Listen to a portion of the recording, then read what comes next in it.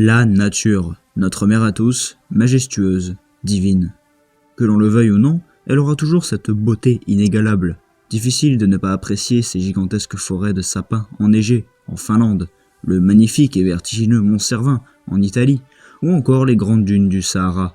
Cette même nature peut également offrir des beautés hostiles pour nous, pauvres petits humains, comme le piton de la Fournaise, ce volcan qui offre d'incroyables spectacles visuels, mais qui peut également apporter la mort et la désolation. Ou encore cette grenouille d'Androbate multicolore, qui est un véritable poison pour quiconque la touche.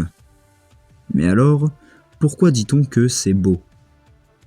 Eh bien, cette beauté réside dans le fait que tout est aléatoire, rien n'est architecturé, ces choses sont faites comme ça, comme par défaut, rien n'est réellement symétrique, il n'y a pas de forme parfaite, identique au centimètre près. On peut dire que c'est assez irrégulier. Et c'est cette irrégularité qui confère à la nature cette beauté. Bon nombre d'artistes ont essayé de représenter cette beauté naturelle à travers les âges. Dans la peinture, par exemple. Les premières traces de peinture de paysage remontent aux années 370, en Chine, où le mouvement du Shang Shui va naître. En gros, c'est l'art de représenter la nature. Ces peintures mettent en scène des personnages qui sont entourés de magnifiques paysages. Ceux-ci ont vraiment une place très importante, ils sont même le centre de l'œuvre. En Europe, le mouvement arrivera bien plus tard. À vrai dire, jusqu'à la Renaissance, la nature ne sera mise qu'au second plan, ne servant que de fond ou de décor pour laisser la place aux personnages centraux. Mais à la Renaissance donc, elle sera beaucoup plus présente et plus réaliste, sans pour autant être le personnage central. Ce n'est qu'aux alentours du XVIe siècle que le style va naître. L'une des œuvres les plus connues sera Paysage avec rivière de Hannibal Carracci, qui représente une nature apaisante et sage. Depuis ce jour, le genre va exploser et un tas d'artistes vont créer des peintures de ce style, certains vont même consacrer leur entière carrière à cela. C'est le cas de Julius von Clever, qui ne fera que des peintures de paysages, et personnellement, je trouve ces peintures sublimes. D'ailleurs, retenez bien celle-ci, on la retrouvera plus tard dans la vidéo. Mais nous avons également essayé de montrer cette beauté avec la photographie. Mathieu Courdecet, par exemple, tente de photographier la faune de notre monde.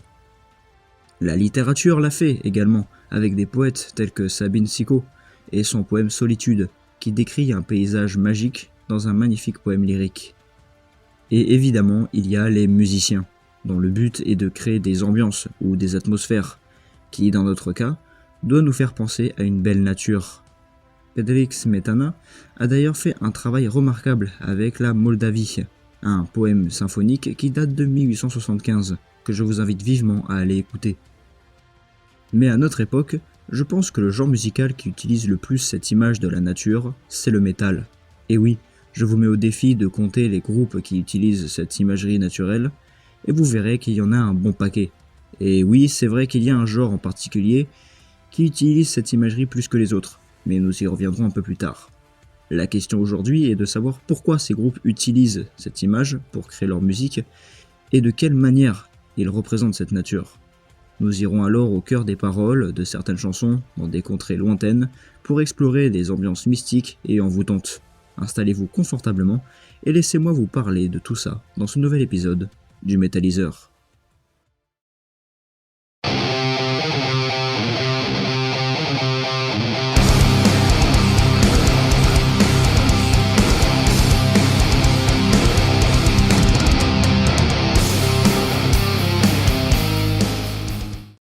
Au premier abord, le métal ne semble pas correspondre à cette description que j'ai faite de la nature. Le métal étant une musique assez violente, on a du mal à imaginer des forêts de sapins en écoutant Lorna Shore par exemple. Quoique.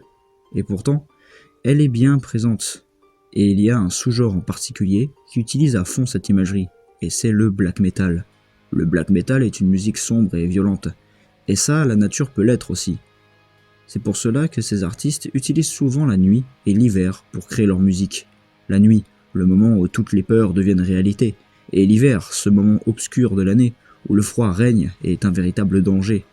Les artistes black metal exploitent ces images jusqu'au bout, dans la musique même, avec des sons glaciaux, des mélodies inquiétantes. Le chant même, celui-ci est caverneux et peut évoquer des créatures de la nuit, des monstres.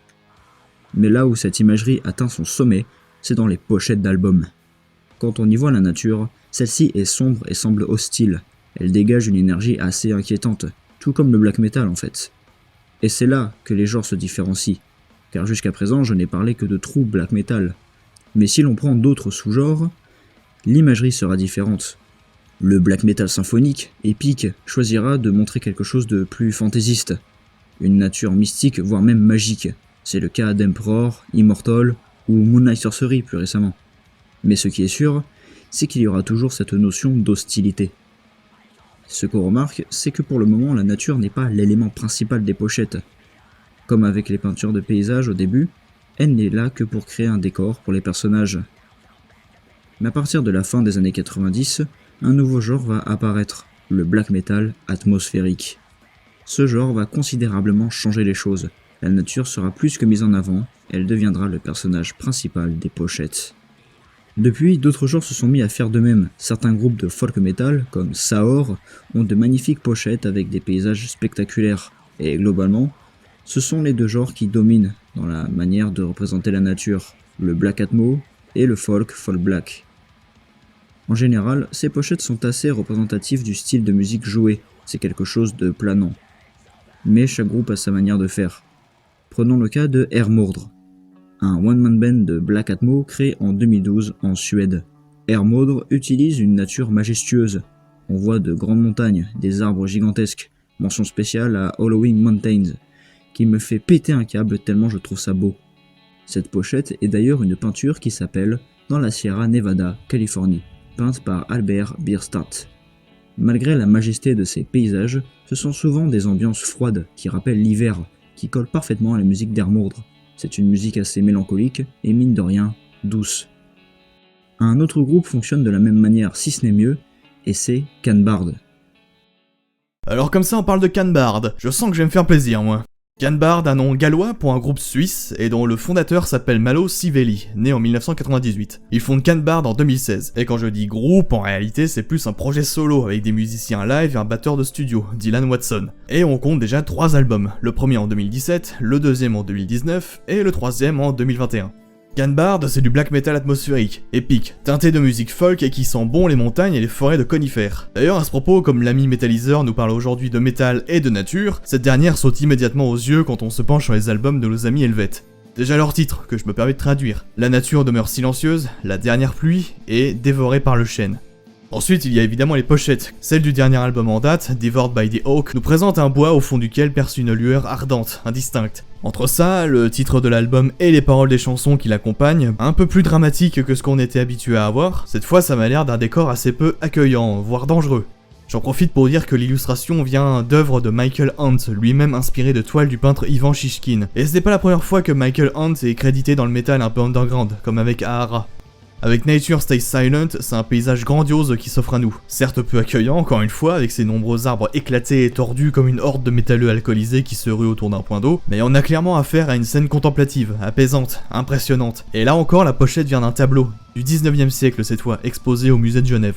Souvent on dit que la pochette est le reflet de la musique qui va avec, comme un livre et sa couverture. Bon, sauf chez Galligrassoy. Et là pour le coup c'est vrai, la musique est puissante, grandiose, qui alterne fréquemment entre sonorités black metal et d'autres plus aériennes, légères. Entre les blast beats, les cris et les murs de guitare saturés viennent des grattes acoustiques, de la flûte, des violons. On peut même parler de musique médiévale par moment. Can Bard c'est vraiment dans la lignée de groupes à la Summoning, Canadan Broad ou Eldamar. Et quand je parlais des chansons, leurs titres aussi sont assez évocateurs quand il s'agit de parler paysages. Je traduis encore, Un don à la nature, Horizon céleste, Les échos dans la mousse, Rivages d'automne. Malo Sivelli dit s'inspirer des paysages de son pays natal et des émotions qu'il lui procure. Il se la joue romantique en fait. Lui et tous les autres musiciens qui font ça, notamment dans le black metal, sont comme des Gaspard David Friedrich de la musique, des Lamartine du métal, qui mettent la nature grandiose au centre de la création, celle qui nous dépasse et nous arrache des sensations peu communes.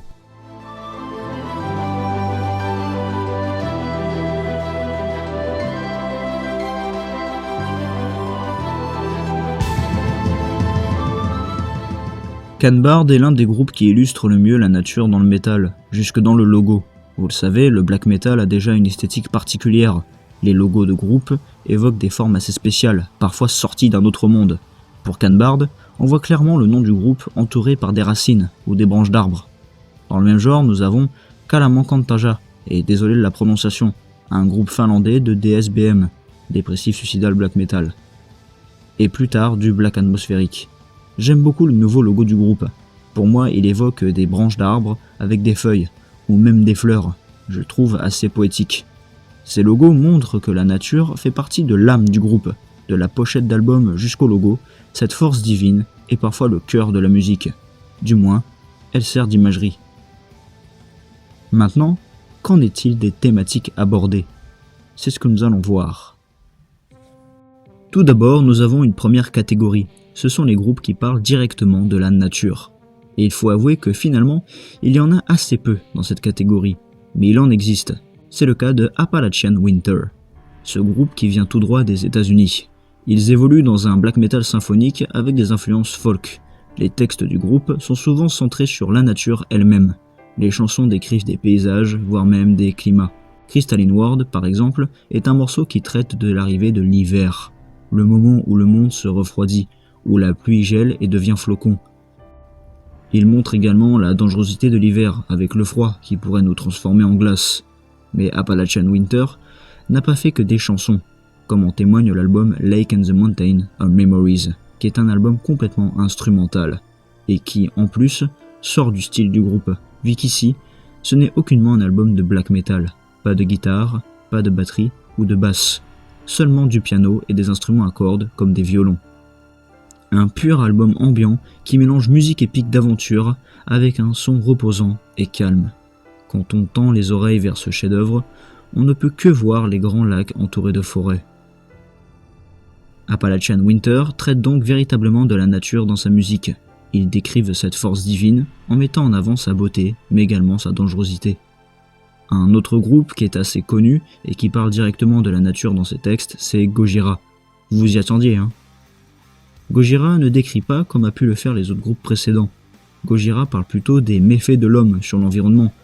Et je trouve que leur travail sur Fortitude, le dernier album, est remarquable, surtout dans le morceau Amazonia, qui parle de la déforestation en Amérique du Sud, plus particulièrement en Amazonie. Gojira choisit plutôt de montrer une nature vulnérable qui se fait détruire par l'homme, mais elle reste quand même le centre du groupe, qui fait donc partie de la première catégorie. La deuxième catégorie de groupe, ce sont ceux qui utilisent l'image de la nature pour raconter une histoire. En général, les pochettes d'albums représentent un paysage naturel, mais le groupe raconte tout autre chose. L'un des meilleurs exemples selon moi, c'est Gormoth. Gormoth est un one-man band originaire de Hongrie. Gormoth est un black metal atmosphérique et ma foi assez mélancolique. Ce qu'on peut remarquer, c'est que presque toutes ces pochettes d'albums représentent un paysage naturel. D'ailleurs, les illustrations sont extraites de peintures de paysages. L'album D'âme en âme, sorti en 2024 par exemple, a pour pochette une peinture de Willem Schroeter, désolé de la prononciation encore une fois. Ambiance de soirée en hiver, peint en 1897. On a également la pochette de Larmes gelées, qui est une peinture de Julius Van Clever. Vous vous souvenez au début de la vidéo. Et franchement, je trouve que ces petites peintures à l'huile collent parfaitement à la musique de Gormoth, et purée qu'est-ce que ce serait cool si un jour ça pouvait sortir en vinyle. Vraiment, je trouve ça magnifique. Mais revenons sur les textes de l'artiste. En effet, Gormoth ne parle pas vraiment de la nature en elle-même. En fait, il prend ce thème pour décrire des sentiments, des sensations et des ressentis. En l'occurrence, Gormoth prend souvent le thème de l'hiver, de la neige et du froid, qui fait référence à un hiver intérieur, à un sentiment de tristesse et de désespoir. L'album Larmes gelées reste un très bon exemple. Le morceau Parmi les étoiles d'hiver décrit une perte, une personne que l'on aimait s'en est allée, et maintenant elle est parmi les étoiles. Mais le départ de cette personne laissera un vide profond en nous, alors l'hiver s'installera, pour un long moment. Mouthful Winter est également un peu dans la même veine. Cet album est un vrai voyage à travers l'hiver qu'on pourrait vivre. Les paroles sont accompagnées par des mélodies assez mélancoliques et maussades, mais parfois rassurantes, comme si elles voulaient nous dire « t'inquiète pas, ça va aller ». De plus, l'utilisation d'instruments tels que le tongue drum ou d'autres instruments traditionnels donne un côté vraiment doux et envoûtant à la musique de Gormoth, nous invitant à voyager dans des contrées lointaines. Et dites, ça se voit vraiment que j'aime ce groupe, vous pensez ?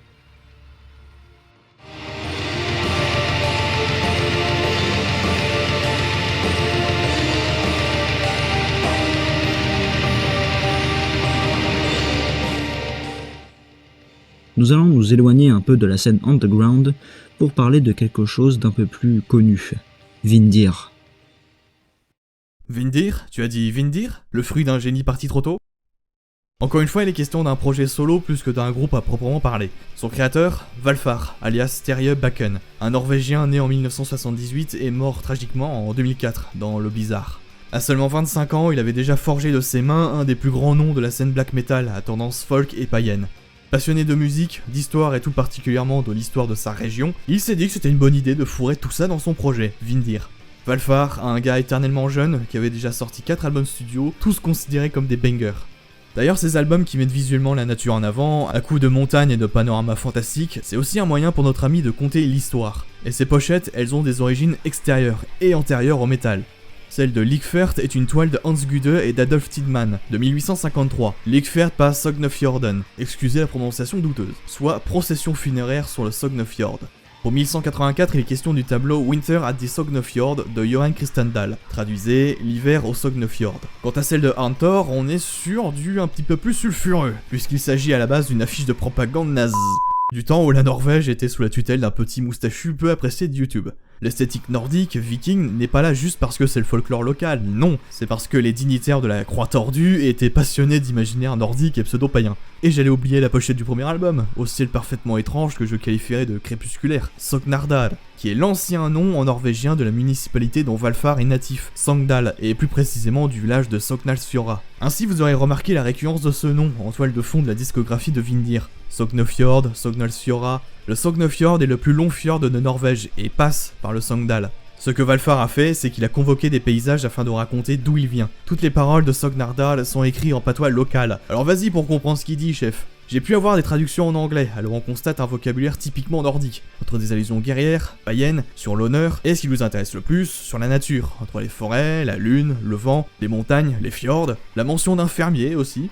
Pour 1184, l'histoire est plus sombre, malgré le caractère paisible de l'artwork comme une vallée de bord de ciel. C'est l'année du grand incendie qui a détruit le village de Valfar, brûlé par les troupes du roi Sverre, alors roi de Norvège, la même année que son couronnement. Et c'est ce roi-là en particulier que Arntor, le guerrier fictif présenté dans l'album du même nom, voulait renverser. Parce que oui, du coup, Arntor et 1184 sont liés. Si on oublie les origines politiques de l'illustration, on voit le foyer de ce héros, la porte ouverte comme s'il venait de partir, allant accomplir son destin, allant au devant du monde, même si visiblement il a oublié son épée.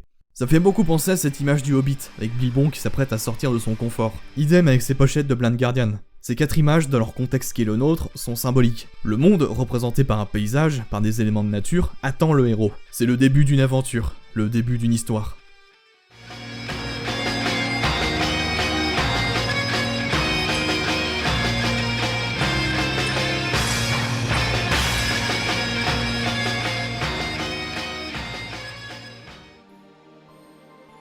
La nature demeure une source inépuisable d'inspiration et de contemplation.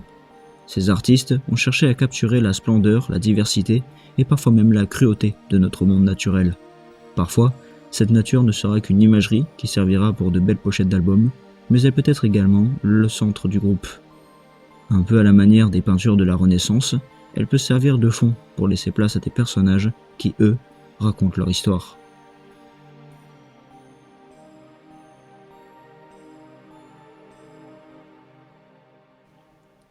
J'espère que cette vidéo vous aura plu. Un grand merci à Tan the Guy qui a beaucoup participé à l'écriture de celle-ci. Foncez voir sa chaîne YouTube, ça parle de métal, il y a de l'humour, et c'est franchement pas mal. Je mettrai les liens en description et dans les fiches. Quant à nous, on se retrouve bientôt pour une prochaine vidéo sur la chaîne du Métalliseur. A très vite. Et n'oubliez pas que vous n'êtes absolument rien à côté de la grandeur de notre monde.